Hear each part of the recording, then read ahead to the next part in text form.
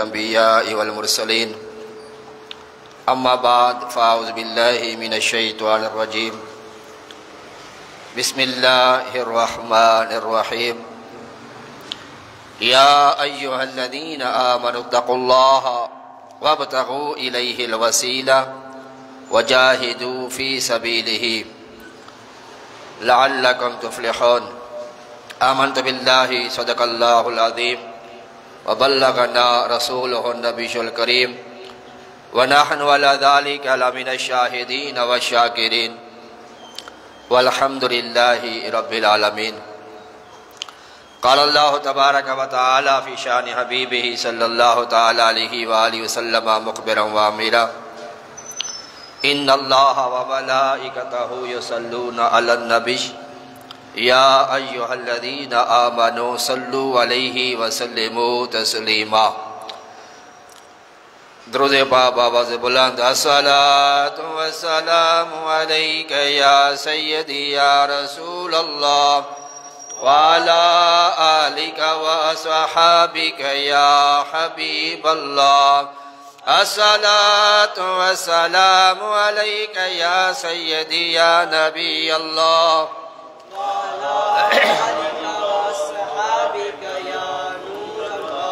الصلاة والسلام عليك يا رحمة للعالمين وعلى آلك وصحابك يا خاتم النبيين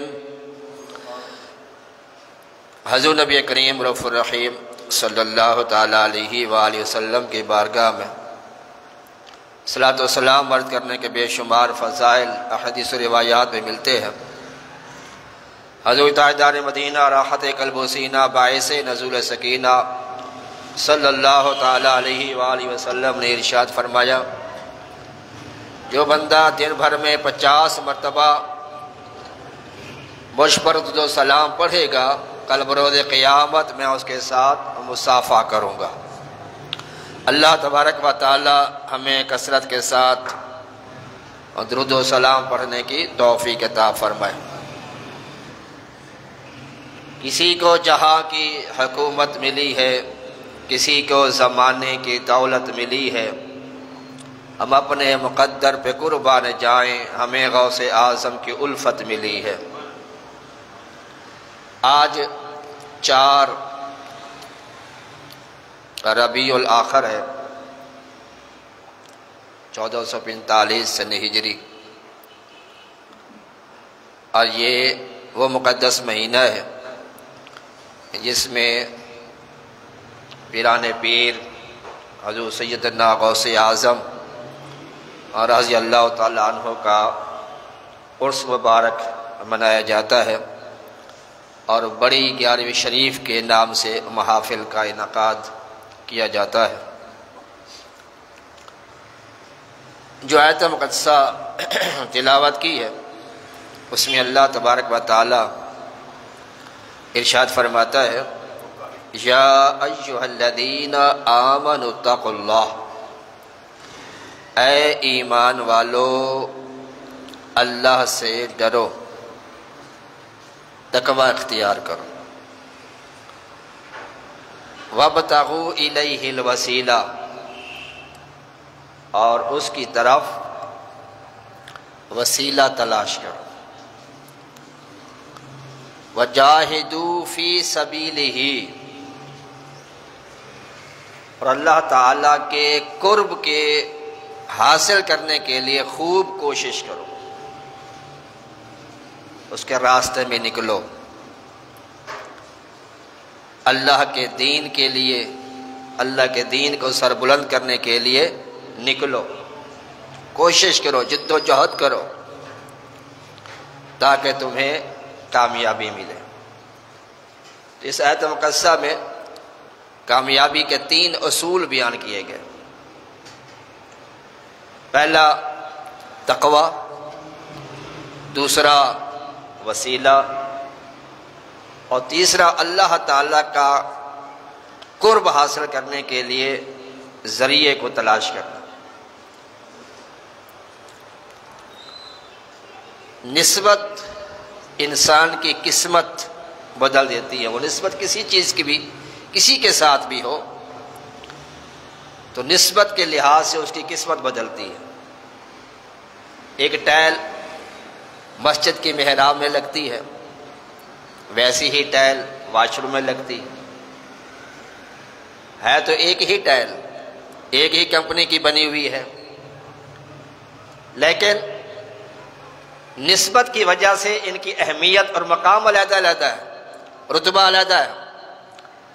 واش روم میں لگی ہوئی ٹائل کا احترام نہیں ہے، لیکن محراب و منبر میں لگی ہوئی ٹائل کو لوگ چوما کرتے ہیں، اس کا احترام کہ محراب میں لگنے کی وجہ سے اس ٹائل کی قسمت بدل گئی۔ نسبت جو ہوتی ہے وہ انسان کی قسمت بدل دیتی ہے، اور بے شمار قرآن پاک کے اندر بھی اس کے واقعات موجود ہیں نسبت کے حوالے سے، اور حدیث کے اندر بھی اور واقعات اور روایات کے اندر بھی یہ بات ملتی ہے۔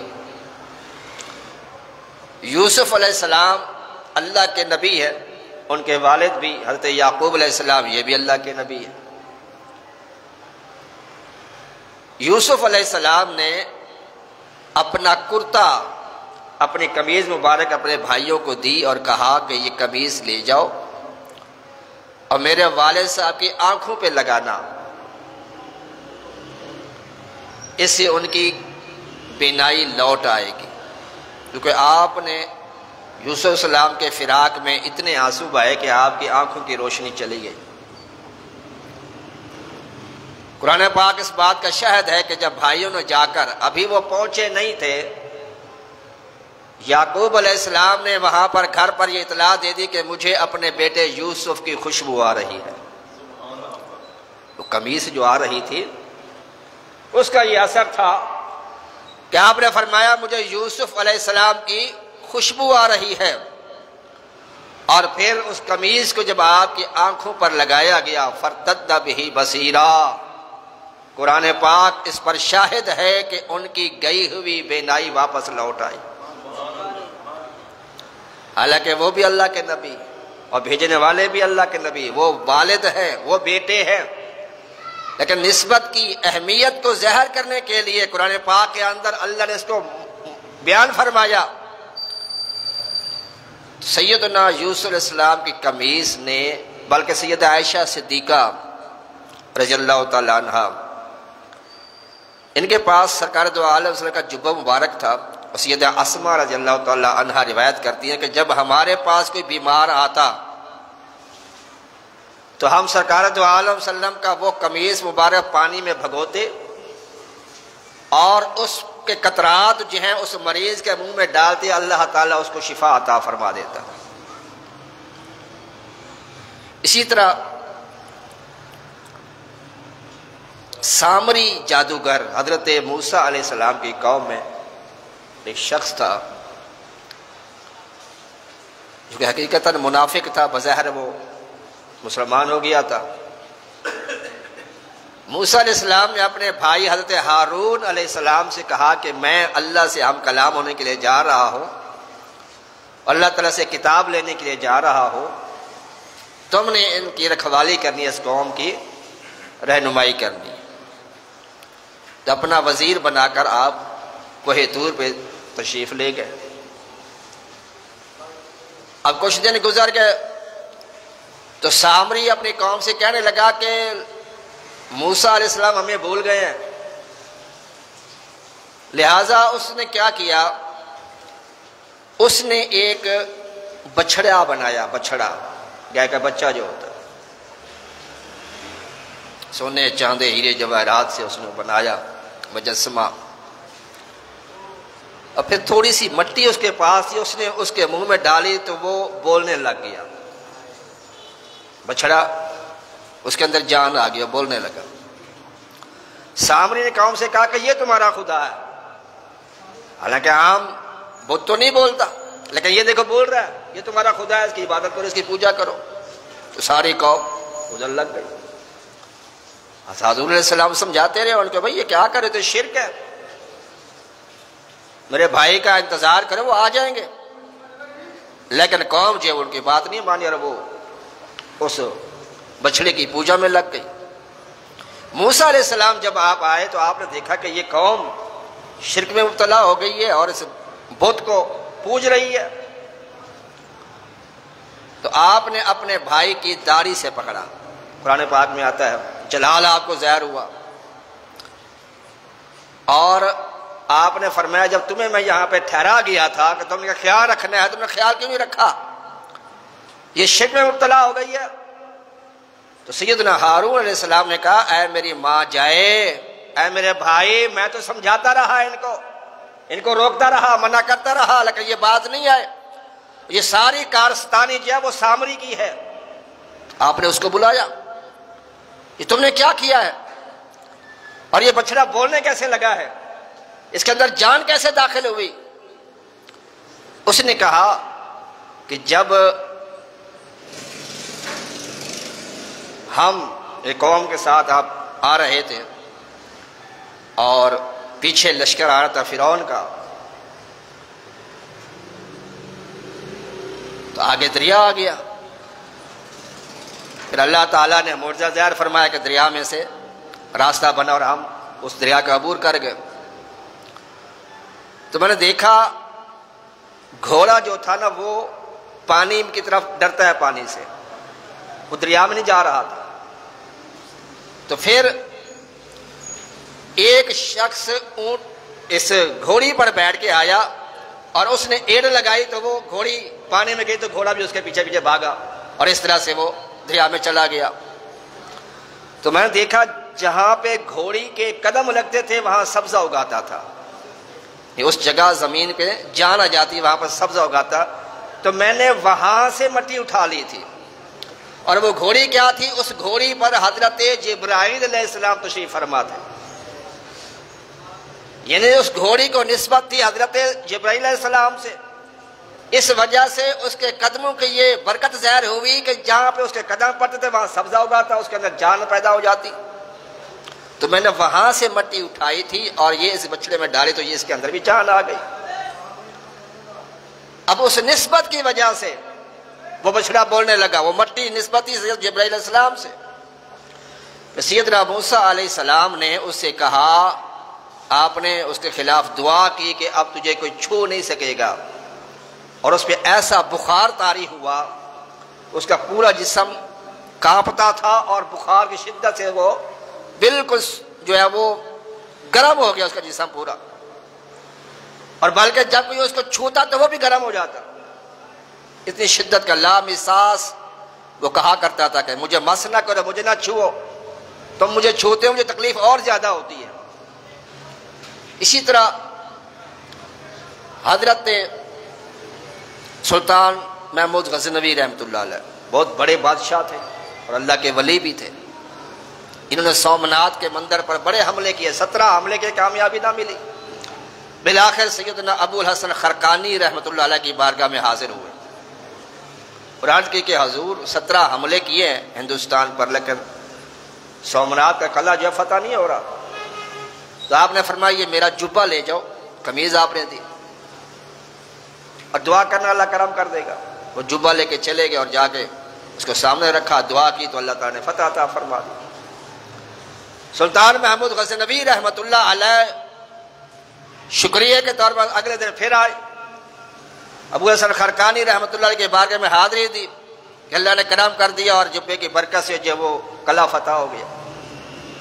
تو آپ نے فرمایا کہ اے محمود تم نے کیا مانگا؟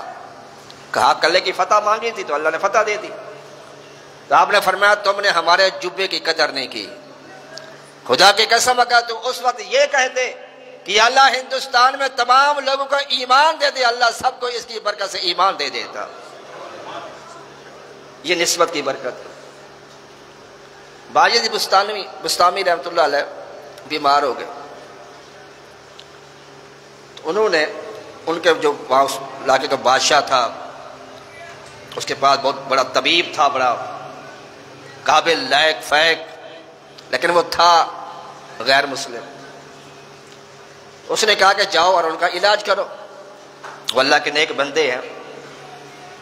ان کے پاس آیا، اس نے بڑی کوشش کی لیکن آپ ٹھیک نہیں ہوئے، اور بادشاہ نے یہ بھی کہا حکیم سے کہ اگر یہ باجد بستامی کو صحت نہ ملی تو تیری گردن اتار دوں گا۔ تو اس حکیم نے باجد بستامی رحمۃ اللہ علیہ سے کہا کہ حضور میں تو ہر طرح کی حکمت جو ہے وہ اپنا چکا ہوں، لیکن آپ کو فرق نہیں پڑ رہا۔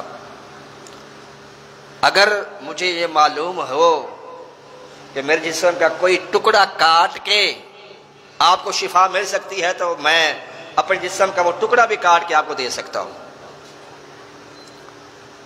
تو آپ نے فرمایا کہ مجھے تو اس سے بھی کم چیز چاہیے، اتنی تکلیف کیوں اٹھاتے ہو؟ اس سے کم میں تمہارا کام ہو سکتا ہے، میں ٹھیک ہو سکتا ہوں۔ اس نے کہا وہ کیا؟ کہا کلمہ پڑھو اور مسلمان ہو جاؤ۔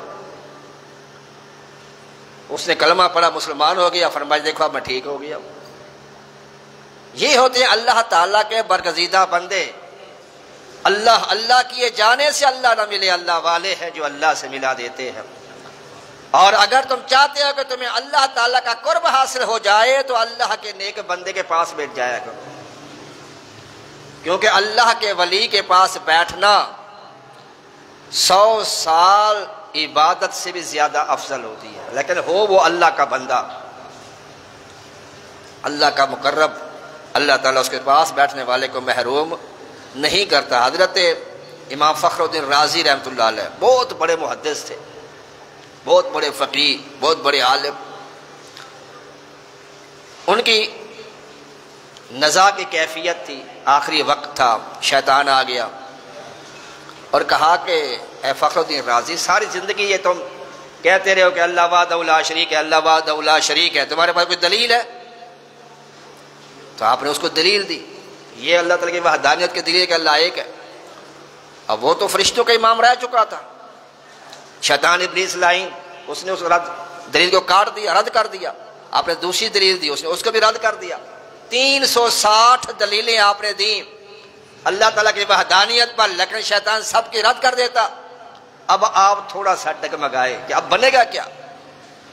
یہ خبیث تو جان نہیں چھوڑ رہا۔ ان کے جو مرشد کامل تھے نجم الدین کبریٰ رحمۃ اللہ علیہ، کافی میل دور آپ وضو فرما رہے تھے، آپ کی توجہ ان پر پڑی، فخر الدین رازی پر، اور آپ نے وہیں سے پانی کا چھینٹا ان کی طرف پھینکا اور کہا کہ بیٹے رازی تو کہہ کیوں نہیں دیتا کہ میں بغیر دلیل کے اللہ کو وحدہ لا شریک مانتا ہوں؟ جب آپ نے یہ اس سے کہا تو وہ پھر شیطان وہاں سے رفع اور دفع ہو گیا۔ یہ ہے وَابْتَغُوا إِلَيْهِ الْوَسِيلَةَ۔ اسی طرح ایک اور مقام پر اللہ تعالیٰ فرماتا ہے یا ایھا الذین آمنوا وکونوا اتقوا اللہ وکونوا مع الصادقین۔ اللہ فرماتا ہے کہ اے ایمان والو، اللہ سے ڈرو اور سچوں کے ساتھ ہو جاؤ۔ دیکھیں بندہ مومن بھی ہو گیا، تقویٰ بھی مل گیا، متقی بھی ہو گیا، پھر بھی وَكُونُوا مَعَ الصَّادِقِينَ، پھر بھی تمہیں کسی سچے کی ضرورت ہے۔ ایمان والے ہو کر متقی پرہیزگار بن کر اب کوئی بات کافی ہو گیا، بس میں اللہ سے بڑا ڈرنے والا ہوں، مجھے کسی کی ضرورت نہیں ہے، نہیں، فرمایا وَكُونُوا مَعَ الصَّادِقِينَ، پھر بھی تمہیں وسیلے کی حاجت ہے۔ ہر پیر کسی نہ کسی کا مرید ہوتا ہے۔ غوث اعظم رضی اللہ تعالیٰ عنہ پیرانے پیر ہیں، لیکن آپ بھی کسی کے مرید ہیں۔ دادا صاحب کا کیا مقام مرتبہ ہے، لیکن آپ بھی کسی کے مرید ہیں۔ خواجہ غریب نواز کتنا بلند مقام ہے، پھر بھی آپ کسی کے مرید ہیں۔ ہر ولی جو ہوتا ہے وہ کسی نہ کسی کا مرید ہوتا ہے،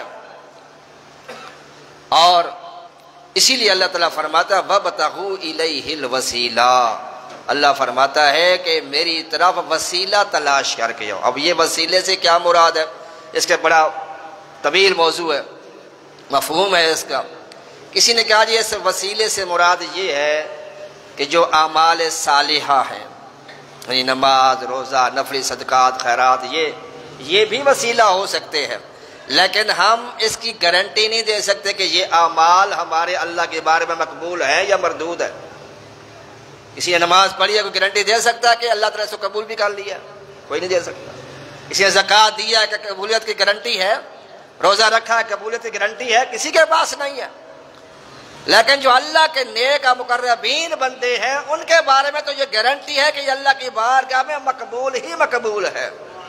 اللہ کے جو دوست ہیں وہ اللہ کی بارگاہ میں مردود نہیں ہوتے، مقبول ہوتے ہیں۔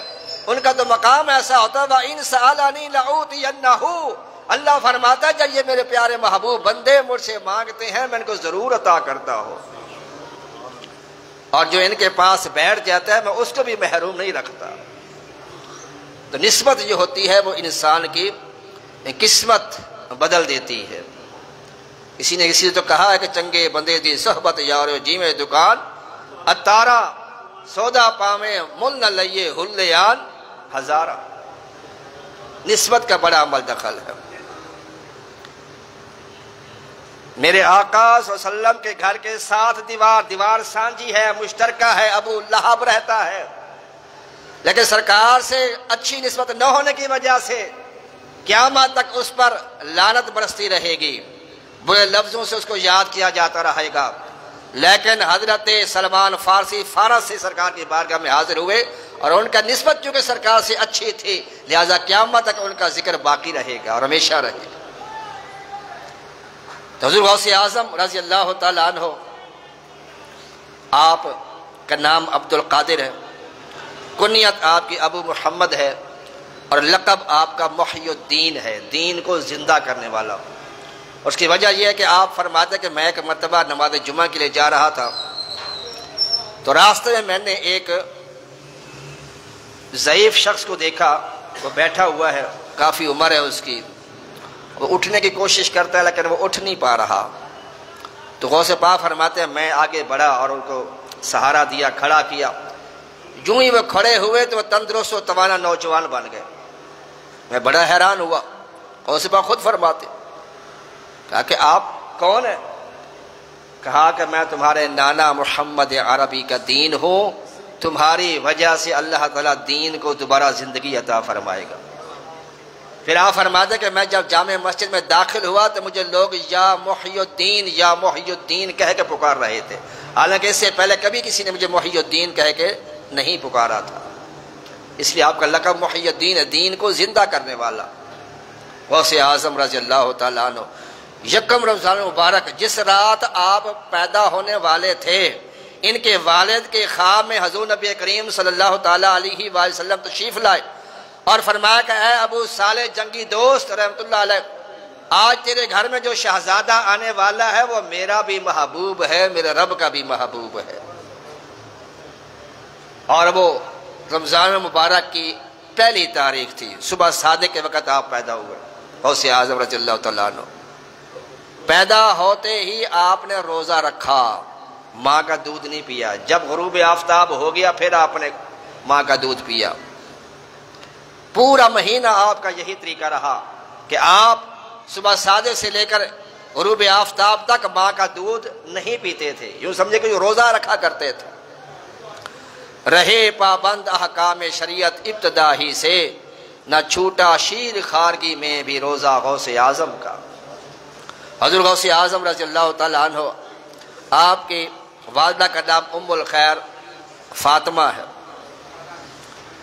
حسنی حسینی آپ سید ہیں، اسی لیے سیدی اعلیٰ حضرت فرماتے ہیں تو حسینی حسنی کیوں نہ محی الدین ہو، اے خضر مجرمع البحرین ہے دریا تیرا۔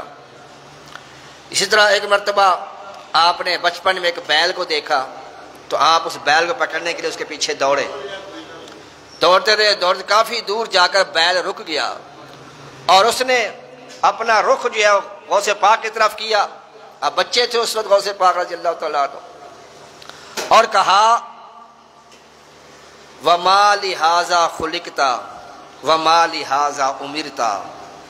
عربی میں اس بیل نے گفتگو کی، اس نے کہا کہ اے عبد القادر، اللہ تعالیٰ نے آپ کو اس لیے تو پیدا نہیں کیا کہ آپ میرے پیچھے بھاگتے رہے، اور نہ ہی اللہ تعالیٰ نے آپ کو اس کا حکم دیا ہے، اللہ تعالیٰ نے تو آپ کو اپنی عبادت کے لیے پیدا فرمایا ہے۔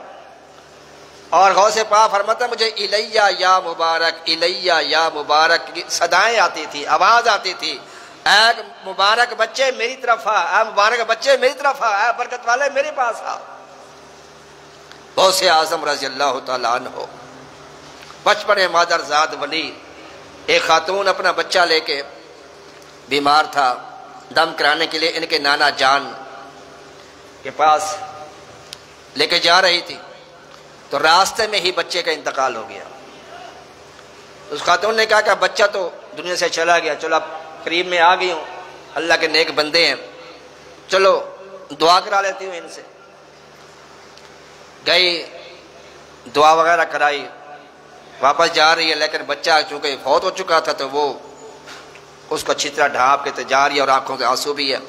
تو راستے میں غوث پاک، ابھی بچپنا ہے آپ کا، آپ نے دیکھا کہ یہ میرے نانا جان کے آستانے سے جا رہی ہے اور روتی ہوئی جا رہی ہے۔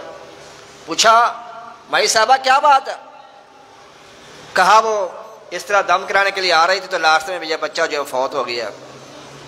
تو غوث پاک نے فرمایا بچہ تو زندہ ہے، بی بی تمہارا بیٹا زندہ ہے؟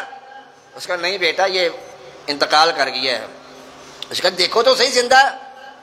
جب اس خاتون نے بچے کے چہرے سے کپڑے کو اٹھایا تو بچہ اپنے منہ میں انگوٹھا چوس رہا تھا۔ یہ ہے غوث پاک۔ جب آپ اتنے میں وہ بچہ زندہ ہو گیا تو آپ کے نانا جان بھی اپنے حجرے سے باہر نکلے لاٹھی لے کر، اے عبد القادر ابھی سے اللہ تعالیٰ کے راز کھولنے شروع کر دیے، اور ان کے پیچھے ڈنڈا لے کے آپ نانا جان جو وہ غوث پاک کے پیچھے بھاگے، دوڑے۔ آپ دوڑتے دوڑتے کہتے ہیں کہ آگے قبرستان آ گیا تو غوث پاک نے وہاں پھر صدا لگا دی، اے قبر والوں مجھے بچاؤ۔ کہتے ہیں کئی مردے اپنے قبروں سے کھڑے ہو گئے۔ یہ غوث پاک رضی اللہ تعالیٰ عنہ۔ اب اس میں اندر کوئی شرک والی بات نہیں ہے، مشہور صحیح بخاری کی مشہور حدیث ہے، آپ نے بار بار وہ سنی ہوئی ہے۔ اللہ تعالیٰ فرماتا ہے کہ جو بندہ میرا ہو جاتا ہے پھر میں اس کا ہو جاتا ہوں۔ زبان اس کی ہوتی ہے، کلام میرا ہوتا ہے، آنکھ اس کی ہوتی ہے، دیکھنا میرا ہوتا ہے، زبان اس کی ہوتی ہے، بولنا میرا ہوتا ہے، ہاتھ اس کے ہوتے ہیں، پکڑنا میرا ہوتا ہے، پاؤں اس کے ہوتے ہیں، چلنا میرا ہوتا ہے۔ یہ تو اللہ تعالیٰ خود فرماتا ہے۔ اسی طرح غوث پاک رضی اللہ تعالیٰ عنہ جب وہ بیل نے کلام کیا نا تو آپ کو تعجب ہوا کہ یہ جانور ہو کر انسانی زبان میں کلام کر رہا ہے۔ تو آپ اپنی والدہ کے پاس ہے، کبھی میں نے ایسے سنا ہے وہ جانور سے کلام کر رہا تھا۔ یہ کہے کہ تو آپ اپنے گھر کی چھت پہ چڑھ گئے۔ چھت پہ چڑھے تو غوث پاک فرماتے ہیں میں نے اس سے بھی اور تعجب والا معاملہ دیکھا۔ کہتے ہیں میں نے اپنے گھر کی چھت پر رہتے ہوئے دیکھا کہ لوگ میدان عرفات میں جمع ہو کے حج کر رہے ہیں۔ ان سارے پردے ہٹ گئے اور آپ نے وہاں کے حاجیوں کو ملاحظہ فرما لیا۔ پھر آپ نیچے اترے، والدہ کے پاس آئے اور پھر کہا کہ امی جان مجھے آپ اپنے حقوق کو معاف فرمائیں تاکہ میں جا کر علم دین حاصل کروں۔ پھر آپ اپنی والدہ سے اجازت لے کر پھر والدہ نے جو مشہور واقعہ ہے کہ 40 درہم دینار جو بھی تھے وہ اپنی گدڑی کے اندر سی دیے۔ پھر راستے میں پھر وہ ڈاکو نے حملہ کر دیا، پھر آپ نے سچ بولا تو اس کی برکت سے وہ چاروں جتنے 40 ڈاکو تھے سارے کے سارے وہ طیب ہوئے اور اللہ کے ولی بنے۔ وہ تو یہ غوث پاک کا بچپن ہے رضی اللہ تعالیٰ عنہ کا۔ ایک بار بتایا میں نے 25 سال، کتنے سال جی؟ کہنا آسان ہے، 25 سال آپ فرماتے ہیں میں نے درختوں کے پتے کھا کر گزارا کیا، اور فرماتے ہیں کہ میں ایک مرتبہ مجھے اتنی شدت کی بھوک لگی ہوئی تھی، میں مدرسے سے باہر نکل آیا، ابھی ہم اصول تعلیم کے لیے باہر گئے ہوئے تھے، تو کہتے ہیں بھوک نے اتنی شدت کا غلبہ تھا کہ میں اس جامعہ سے مدرسے سے باہر نکلا کہ شاید کوئی کھانے کو چیز مل جائے۔ ایک جگہ پہ گیا تو وہاں پر دیکھا مجھ سے پہلے کئی فقیر جو ہیں وہاں کھانا وغیرہ اکٹھا کر رہے تھے، کوئی کھانے والی جگہ کوئی ہوگی تو وہاں کہتے میں نے ان کو دیکھ کے واپسی کا رخ کیا کہ پہلے اتنے سارے موجود تھے، میں اور کیا جا کے وہاں کھانا کھاؤں۔ کہتے میں جا رہا ہوں تو میں نے ایک شخص کو دیکھا کہ وہ دور بیٹھ کے نا کھانا کھا رہا تھا۔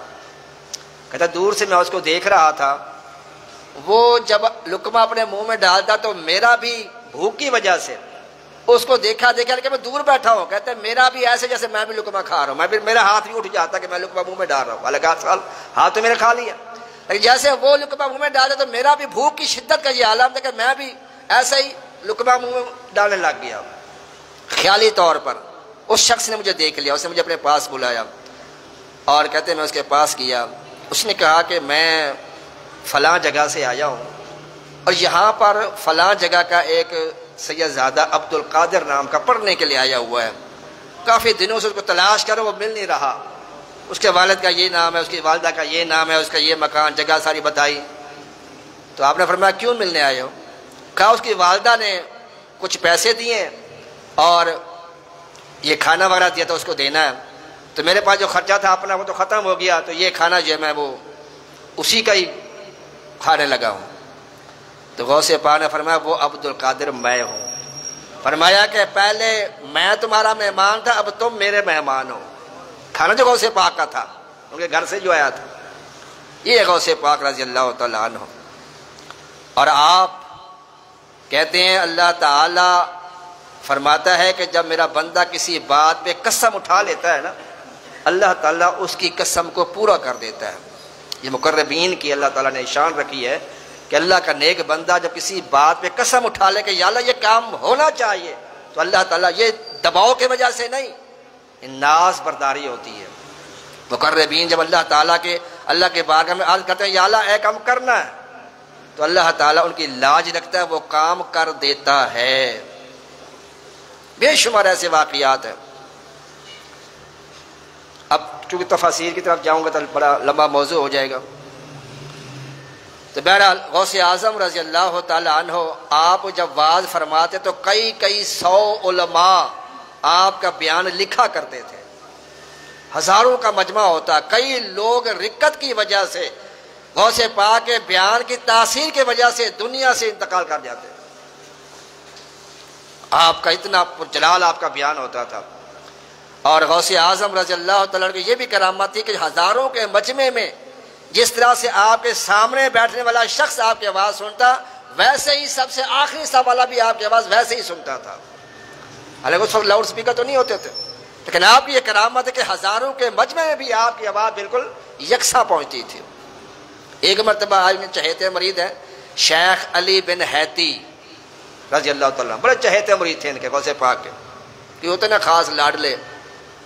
جیسے بابا فرید کے بھی ایک مرید تھے جو ہندوستان میں رہتے تھے، بابا فرید پاک پتن میں رہتے تھے، اور ان کے ایک چہیتے مرید ہندوستان میں رہتے تھے، انڈیا کے اندر۔ اور بابا فرید کا یہ طریقہ تھا رحمۃ اللہ علیہ کہ آپ جب کسی کی ولایت کی منزلیں مکمل ہو جاتی تو آپ اس کو سرٹیفکیٹ دیتے تھے، سند دیتے تھے اس کو، تو اس سند پہ سائن کرنے کے لیے اس بندے کو انڈیا بھیجتے کہ جو میرا فلاں مرید اس پہ سائن کرے گا تم پکے کنفرم مستند اتھینٹک، یعنی آخری جو سٹیمپ ہوتی تھی وہ بابا فرید نے اپنے مرید کے ذمہ لگائی، تم نے لگانی ہے۔ یہ سب پی اب اسی وجہ سے وہاں پہ گئے تھے، ان کا پھر طویل واقعہ ہے کس طرح انہوں نے سٹیمپ لگوائی۔ بہرحال پچھلی بات بھول گئی، کہاں پہ تھے جی؟ شیخ بن علی حیتی رحمۃ اللہ علیہ، آپ سامنے بیٹھے ہوئے ہیں تو ان کو اونگ آ گئی،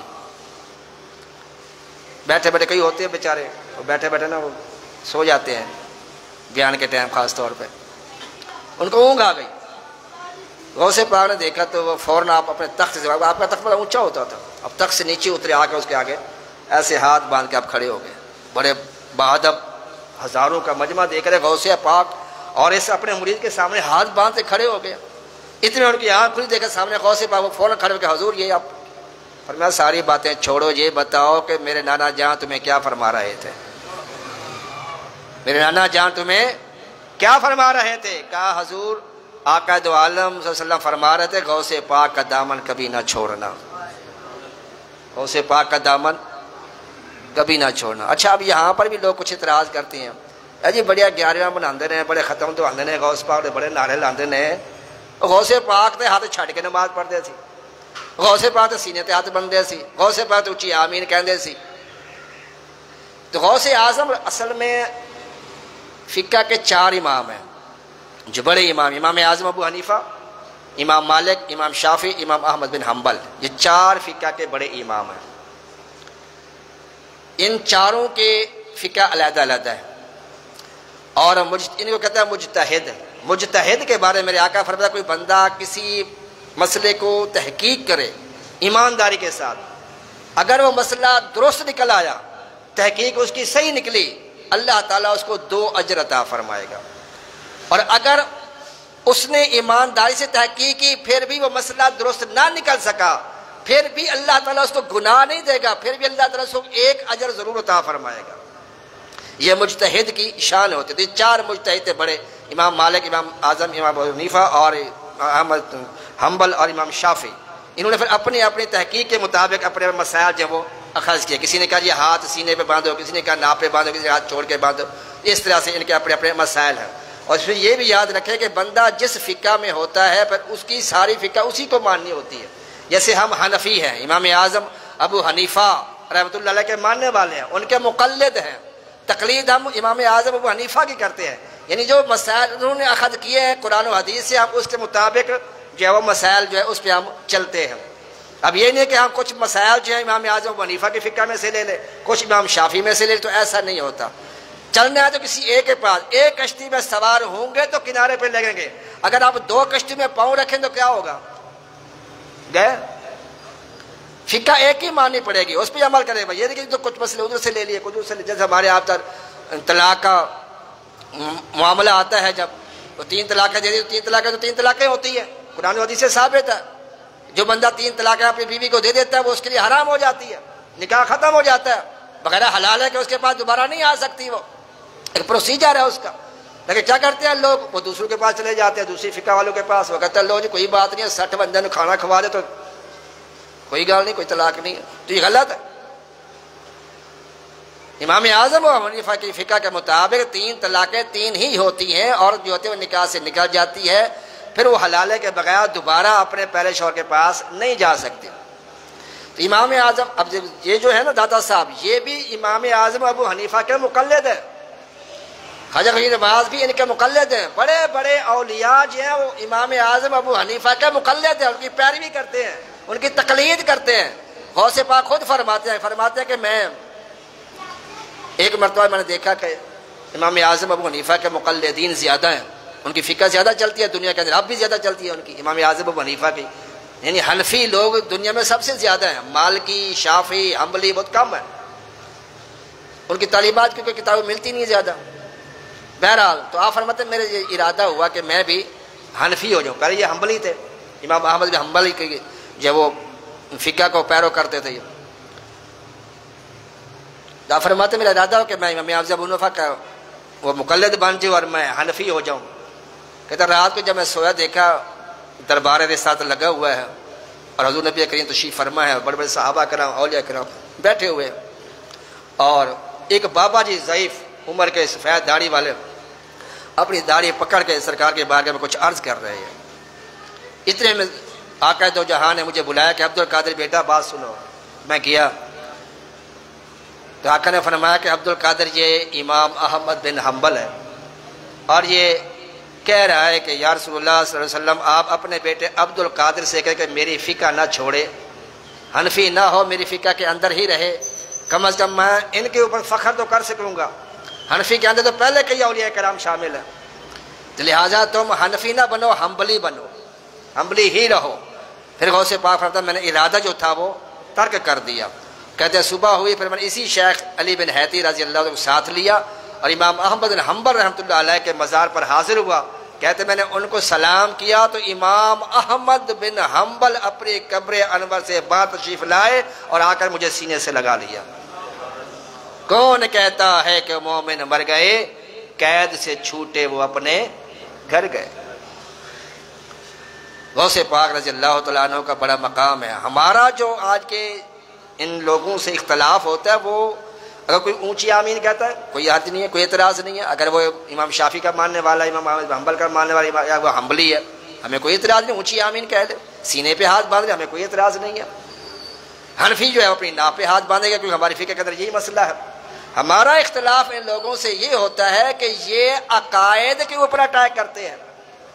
چاروں امام کی جو فقہ ہے وہ علیحدہ علیحدہ ہے، ان کو کہتے ہیں فروعی مسائل۔ کیا کہتے ہیں؟ ایک ہوتی ہے فرع، اس کی جمع ہے فروع، اور ایک ہوتی ہے اصل، اس کی جمع ہے اصول۔